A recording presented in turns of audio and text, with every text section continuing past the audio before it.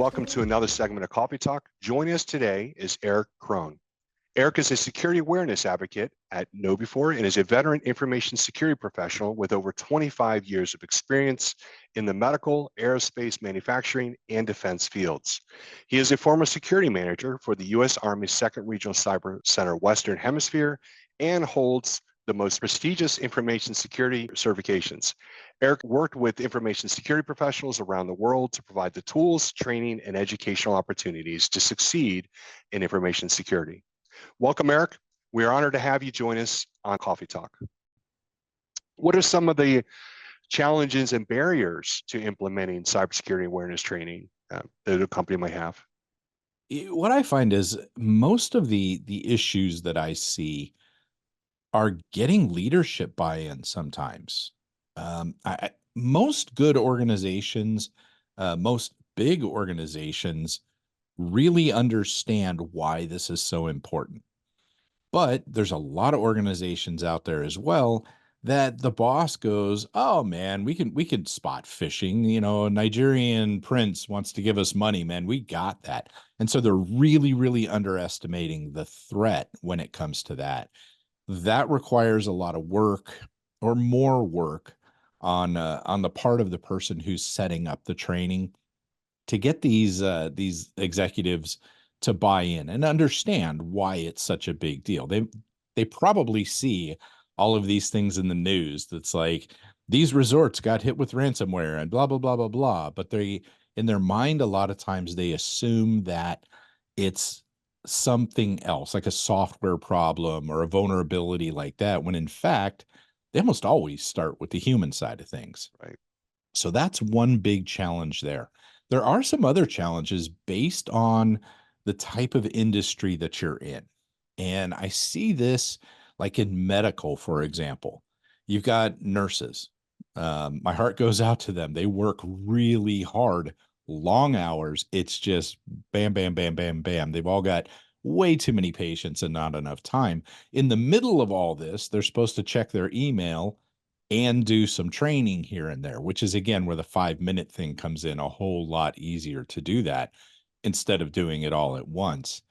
But there's some unique challenges to folks that are in those positions where they're dealing with a lot of PHI. They've got private information at their fingertips, and yet they're working very, very fast. So I see that as one of the other challenges that we have is helping those folks that don't have a lot of time be able to use it wisely. I 100% agree with you on getting upper management to see the importance of this and really make this a priority for the organization. Often what we'll see is this gets turned over to the IT person to roll out a cybersecurity training program. And then all of a sudden, you have maybe a couple of staff members that are not really participating and engaging with the platform or the training, and then they don't have the backing of management. You see that more times than not. The training's there, it's just whether or not the follow through and enforcement of the policy to make sure that this becomes the standard of the organization. Because at the end of the day, everybody, it's all hands to protect the organization as a whole, because it only, again, takes one bad situation, unfortunately.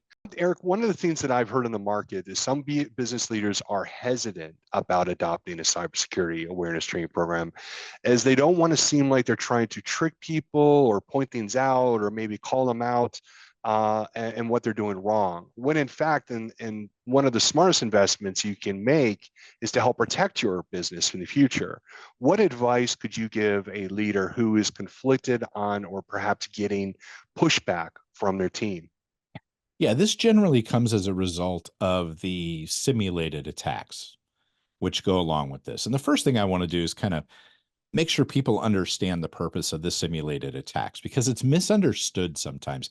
And this is a key and fundamental problem for people that are kind of shy about doing these. The fact is, the simulated phishing attacks, whether it's text message or phone calls or email or whatever, they're not really supposed to trick people. That's not your goal or intent when you set these up. This is the way I like to think about it. Imagine you're in college, you go and you sit in front of an instructor and they teach you all this kind of stuff, right? You have the education piece there. But then you turn around and you go to the lab and you work on it in the lab. Okay. The hands-on stuff is, I know where I learn quite a bit. Like it drives home the practice. And that's actually what the simulated attacks are about, is really about practicing. They practice what they learned in training in a fail-safe environment. So if somebody clicks on it, maybe they get a little bit more training or something along those lines. It's not the end of the world, and they shouldn't be ashamed of it, because frankly, these things come in at the right time for the right person. And I'll tell you what, I'm the person that runs around and talks about this, and I have fallen for our own simulated phishing attacks. And at the time, you're like, oh, I can't believe I did that, right? Right. But the timing is amazing. And it happens in the real world. It's not like they set this up, but I'll tell you a real quick one.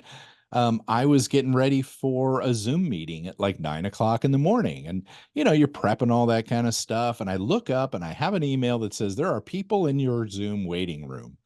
And I was like, man, they're early. I can't believe they're early. Like I jump in there and I click the link, and sure enough, my team rickrolled me, which was pretty classic.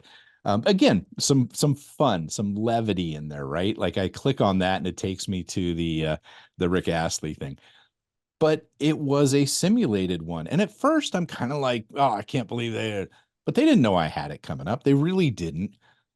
But if I'm a bad actor and I'm thinking about this, well, what better time to throw out something like that than a couple minutes before, the hour, like 45 minutes after, 15 minutes before. You're like, oh my gosh, it got me in such an emotional state that I clicked on it. And I have to admit, that was my own fault.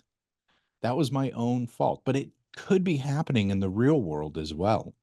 Right. So we have to understand that this is not designed to trick people. You never, ever, ever put up like a failure board. That's, I don't care if your employees say no, they're fine with you shaming them if they make a mistake. Nobody is actually fine with having their name on there like you failed these tests. So don't ever do that. Make it more of a positive sort of thing.